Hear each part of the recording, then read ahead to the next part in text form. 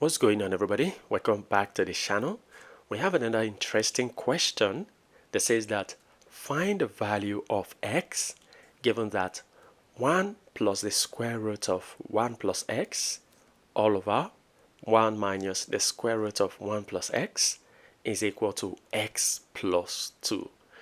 Well, initially this question looks very intimidating, but it is very easy once you know the trick. So what is this trick? Well, I'm going to take this square root of 1 plus x because it is very interesting. I'll take it out and let's say let the square root of 1 plus x be equal to y. When we take the square of both sides in order to get rid of the square root, we have 1 plus x equal to y squared. But remember, we're looking for x. So that means we can make x the subject by moving 1 to the right hand side. So we have x to be equal to y squared, and as 1 crosses to the right, it becomes minus 1. So take note of this, very, very important. And we're going to be using this and this for the sake of substitution. Now let's go back to our original expression.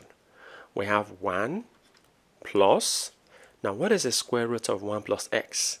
The square root of 1 plus x is y. So I'm going to be putting y here. All over. Now the denominator 1 minus, this is y, so 1 minus y. And this is equal to x. And what is our x? Our x is equal to y squared minus 1. So y squared minus 1 representing x, and then plus 2. So plus 2. Very good. So this simplifies into 1 plus y all over. Now this is 1 minus y equal to y squared.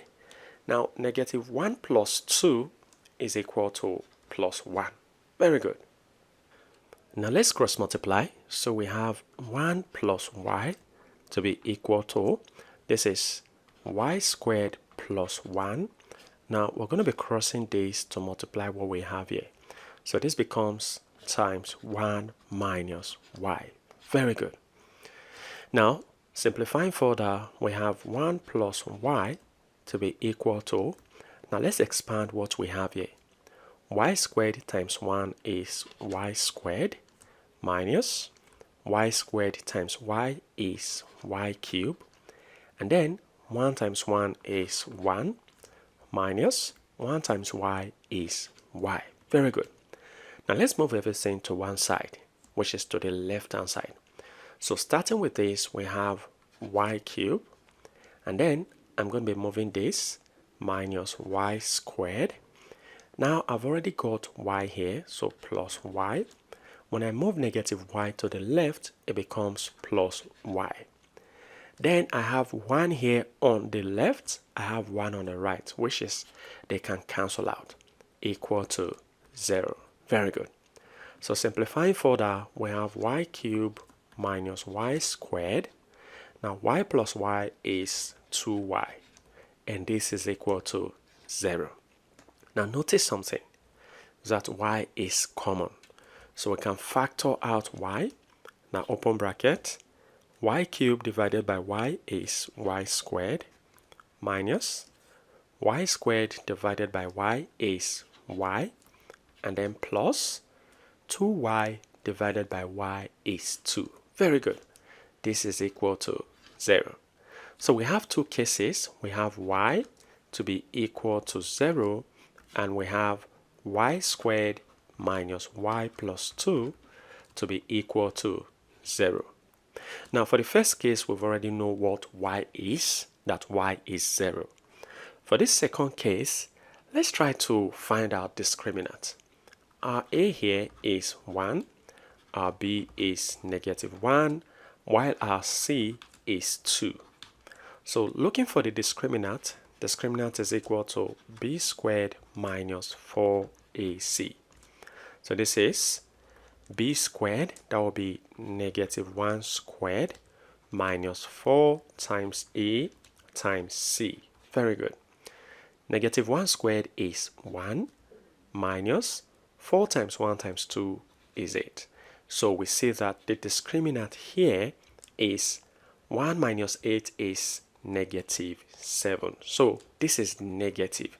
That means we're going to be ignoring this second case. Let's focus only on the first case, and we can use this to get the value of x.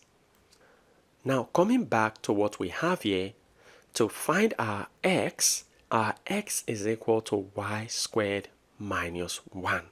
So let's just plug in the value of y which we got here.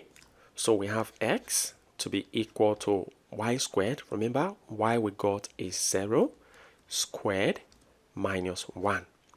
So this becomes x, let me write it here, equal to 0 squared is 0 minus 1. So making x to be equal to 0 minus 1 is negative 1. And this is the only real solution for this question. Well, feel free to share your ideas in the comment section below. And if you enjoyed this video and have learned something from this video, go ahead and give this video a thumbs up. Subscribe if you haven't. Turn on the notification bell so you don't miss my upcoming videos.